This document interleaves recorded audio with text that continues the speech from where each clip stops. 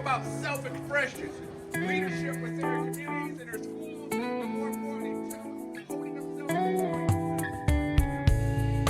I have to tell you, I have goosebumps walking up to this building and seeing all these families and all these kids in here. It is remarkable. We've been working on this building for over a year in designing and building it, and it's different once you see all the people in the community in here. It's definitely a different feeling. I'm happy, I am overjoyed, I'm overwhelmed with the response.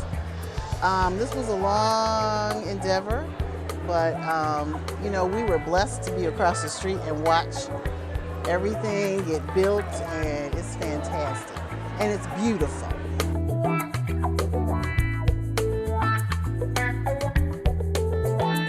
This is almost like a miracle. And these times, there's no reason for one to be ignorant. With a facility like this, I mean, you can go in and do your research. I can remember when Mott Library was across the street before the building that's there.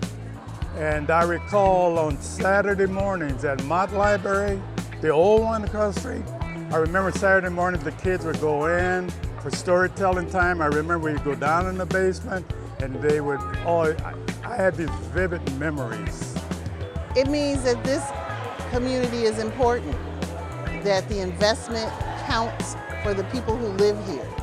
It means that other people need to wake up and look around and realize that this is a very important community. It always has been.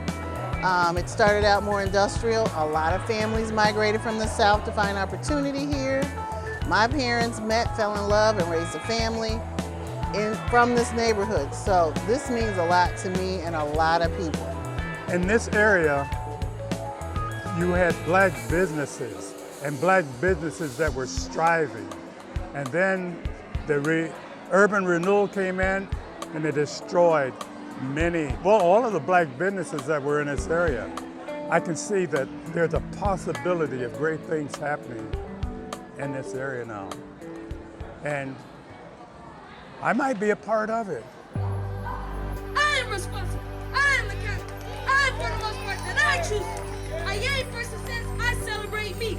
This library will thrive with people in it. Please attend the library, come over, take advantage of the many resources of the library. It's a kind of stake in the ground around how important this community is, both to the library and how important the library is to the community. It's an extension of that sort of renaissance that we're seeing downtown happen. It's a revisit or rebirth or a renewal kind of back to the heyday of the Dorr Street corridor. It's a chance for us to kind of go back to where we were.